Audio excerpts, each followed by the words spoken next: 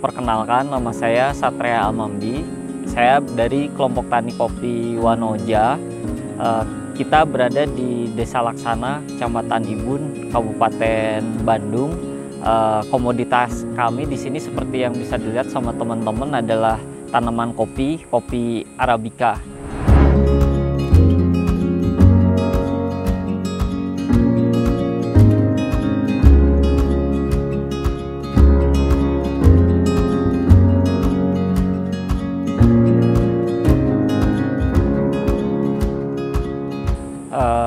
Jadi penanamannya itu ada di wilayah Kamojang. Untuk total luas wilayah itu kami total dengan anggota kelompok ada sekitar 100 hektar.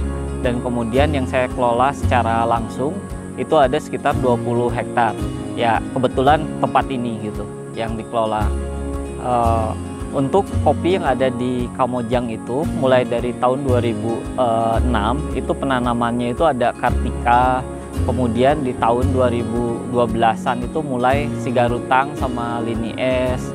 Kemudian balik lagi jauh ke sebelum kopi mulai ditanam lagi itu ada Tipika. Jadi kalau boleh dibilang kita ada Tipika, Kartika, Lini Es, kemudian Sigarutang. Dan beberapa tanaman baru sekarang kita ada Andung Sari. Seperti yang di sebelah ini Andung Sari.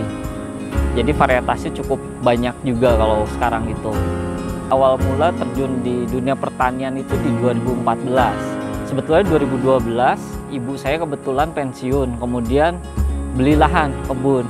Nah, kemudian kita sebagai anak kan ya mau nggak mau gitu ikut merhatikan ibu di kebun itu seperti apa, ada tanaman apa aja. Kemudian ya mau nggak mau kita terlibat.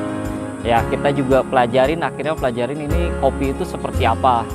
Kopinya tanamannya itu sifatnya seperti apa, hasilnya gimana, dan pada akhirnya di 2018 kita memutuskan, oh kopi ini setelah kita hitung-hitung itu luar biasa gitu, luar biasa itu punya potensi yang bagus secara penjualan, secara harga, dan potensi di lahan di wilayah kami pun tumbuh dengan baik gitu, makanya oh potensinya luar biasa. Makanya mulai dari sana saya mulai memutuskan untuk ya kayaknya udah fokus di pertanian, terutama tani kopi gitu ya, itu udah hal yang tepat gitu. Soalnya sebelum bertani kopi saya juga sempat di konstruksi, sempat di kayu, dan ternyata minus gitu. Dan akhirnya saya kembali ke tempat saya ya di Kamojang ini, dan akhirnya ikut mengelola dengan ibu kayak gitu. Dan kemudian akhirnya ya diputuskan 2018 kita fokus di hulu. Dan akhirnya dari 2018 sampai ke sekarang ini kita ada perbedaan jauh. Dulu itu kita cuma 1,5 hektar, sekarang udah 20 hektar. Berarti kan ya potensinya bagus gitu, kita berkembang, bisa kelihatan lah dari sana. Sebetulnya sih itu, dan kemudian ya penghasilannya oke, dan berikutnya adalah ya saya pun akhirnya bisa memberdayakan teman-teman lain yang ada di wilayah hutan kita sini. Untuk Wanoja sendiri itu kita penjualannya green bean. Kalau boleh singkat cerita, dulu 2014 itu kita berawal dari jual ceri. Kemudian setelah jual ceri, kita jual gabah di 2000, masih di tahun yang sama, 2014 juga. Nah, di 2015 kita mulai untuk berani untuk mencoba di green bean dan stokis. Nah, dari 2015 sampai ke sekarang ini ya kita jual green bean dan produk jadinya itu.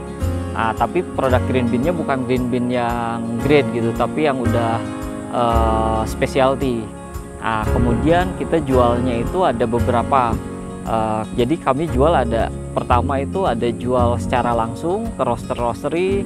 Kemudian kami juga ada jual ke agen atau agregator, eksportir seperti itu. Kami pun masukin gitu barang ke sana.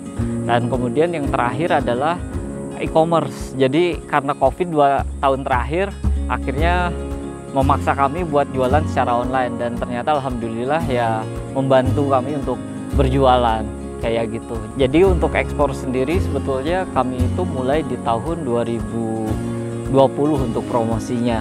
Kemudian kita baru bisa sukses ekspor itu di 2021-an. Nah, untuk total yang ke ekspor sendiri dari tahun 2021 sampai sekarang itu ada mungkin sekitar 5 tonan.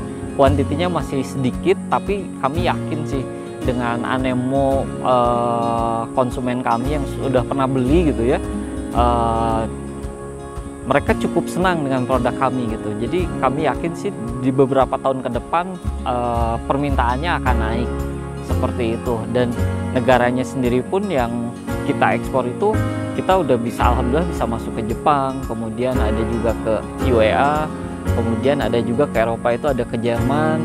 Ya alhamdulillah kami punya pasar yang istilahnya orang-orang susah tembus, ternyata kita bisa tembus gitu. Itu jadi modal yang baik lah buat kami sekarang. Jadi kalau ke sana sudah tembus, berarti ke tempat lain cenderungnya bakal bisa lah gitu. Untuk permintaannya, terutama kalau dari kita gitu, kebanyakan itu adalah kopi Arabica gitu ya. Kopi Arabica, dan yang kalau untuk Wanoja itu yang specialty. Tapi selain specialty pun tentu ada yang grade komoditinya. Nah, permintaannya sama besarnya.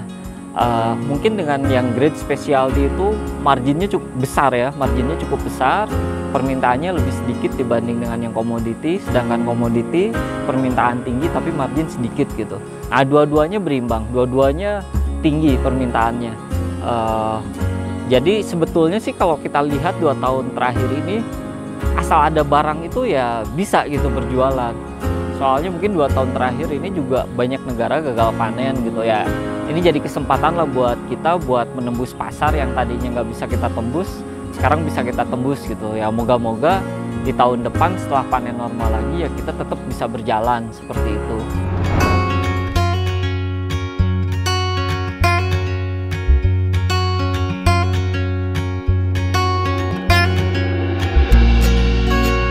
Kita dimulai dari pembibitan. Jadi Wanoja itu membibitkan bibitnya sendiri biar kualitas bibitnya terjamin. Kemudian setelah bibitnya cukup usianya, kita bagikan atau kita pakai sendiri gitu. Kemudian ditanam di lahan. Nah, setelah ditanam butuh waktu 2-3 tahun untuk berbuah. Untuk wilayah kami itu bisa sampai 3 tahun untuk dia bisa berbuah dan bagus gitu. Kemudian ketika panen raya itu kami kumpulkan secara kolektif dan dikirimkan ke pengolahan di Wanoja di bawah. Seperti yang tadi teman-teman mungkin lihat, pengolahannya seperti yang di bawah ya, seperti itu ya, dikumpulkan dan dikirim ke bawah. Nah, kemudian setelah dikirim ke bawah baru kita proses lagi.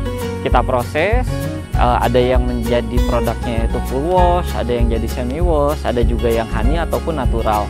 Nah, kebanyakan untuk Wanoja itu produknya di natural. Makanya butuh proses cukup panjang dan penyemuran yang lebih banyak juga. Nah, setelah dijemur selesai, baru masuk ke proses sortasi atau pemecahan dulu. Dihaling, kemudian dipecah. Setelah dipecah, disortir. Setelah sortasi selesai, kita packing dan akhirnya penggudangan, resting. Jadi dari awal, dari ketika petik sampai ke resting itu butuh waktu 1-2 bulan. Tapi kalau misalkan itu dari bibit itu butuh waktu 3 tahun. Jadi cukup panjang. Jadi kalau wajar kalau kopi itu harganya cukup tinggi gitu komoditasnya. Karena ya memang effortnya cukup tinggi juga. Jadi kalau kita secara potensi, kalau kita lihat secara global, data 2 tahun terakhir itu kebutuhan kopi itu kurang gitu. Jadi kopi itu kurang, tapi kebutuhannya tinggi gitu. Jadi kopinya rebutan. Jadi secara potensi kopi ini juga sangat besar gitu, masih kekurangan. Dan kalau kita lihat dalam negeri, kita nggak usah jauh-jauh buat keluar. Dalam negeri itu pertumbuhan peminum kopi itu per kapitanya naik terus dari tahun ke tahun. Kalau teman-teman perhatikan gitu ya, bahkan teman-teman sendiri atau temennya atau keluarganya bisa dilihat udah mulai minum kopi gitu. Nah, itu pertumbuhannya tinggi. Jadi sehingga ya udah ekspor juga permintaannya banyak, dalam negeri pun permintaannya itu pertumbuhannya tinggi gitu. Jadi secara potensi ini masih besar gitu pertumbuhan potensi kopi ini. Dan kalau kita lihat sampai 5-10 tahun ke depan, peminum kopi masih terus bertambah. Jadi untuk menanam sendiri ya saat ini tuh potensinya masih terbuka, dan ini menjadi potensi buat kita semua gitu. Terutama buat produk-produk specialty ya. Jadi produk specialty selain harganya cukup tinggi, berikutnya adalah ya kepastian dari pasar lebih jelas. Dan jatuhnya ketika kita berbicara kopi specialty, kita punya nilai tukar yang lebih, sehingga kita bisa berbeda dengan orang lain. Jadi pasarnya kita pun jadi bukan barang-barang yang harus ikutan gara-gara harga, seperti itu.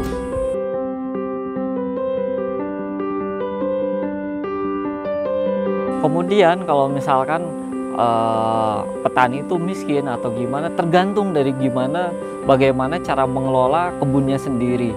Jadi kalau dikelolanya masih secara tradisional, teknologinya tidak dipakai, tidak fleksibel dengan keadaan cuaca, ya tentu saja bakal merugi terus gitu. Ya petani yang miskin tuh yang merugi gitu, yang tidak bisa fleksibel, tidak bisa mengikuti kemajuan zaman.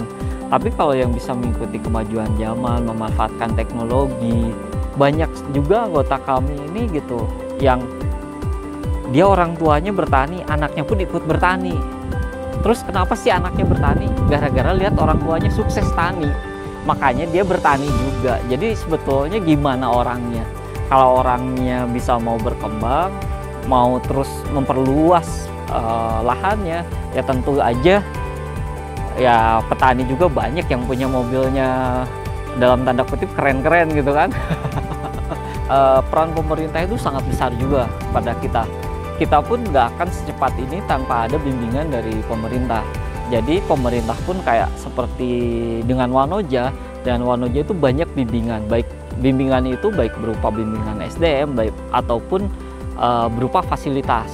Jadi seperti fasilitas pengolahan, peralatan, kita dibantu oleh pemerintah juga. Jadi buat teman-teman pun jangan takut gitu. Ketika teman-teman memulai, ya teman-teman pun jangan anti pemerintah gitu, jangan anti pemerintah, jangan anti dinas. Bahkan kita harus mendekatkan diri buat bertanya. Ini ketika kita nanam kopi, oh nanam kopi itu seperti apa?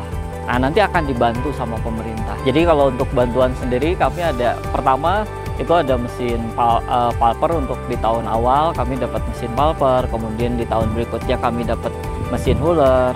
Nah, kemudian di tahun selanjutnya kami juga ada kayak mesin pencacah, dan yang paling terakhir itu ada berupa UPH.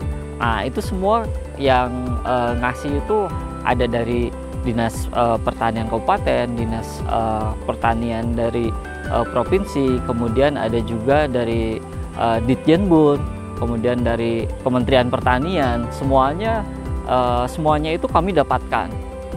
Kemudian kenapa sih gitu kami bisa dapat seperti itu? Ya mungkin karena kami berjenjang dan terus berkembang. Makanya untuk bantuan dari peralatan atau apa itu selalu menjadi prioritas. Kemudian yang terakhir adalah program kami pun diikut sertakan dalam korporasi petani oleh Ditjenbun, di mana korporasi petani ini bertujuan untuk menstabilkan harga kopi dan untuk penyerapan kopi menjadi di mana si kopi ini bisa diserap lebih dekat, kemudian dijual untuk ekspor seperti itu. Ya, jadi buat teman-teman di luar sana, terutama yang putra daerah yang dimana dia tinggal di gunung atau yang punya lahan cukup luas orang tuanya, jangan takut buat bertani. Kenapa jangan takut?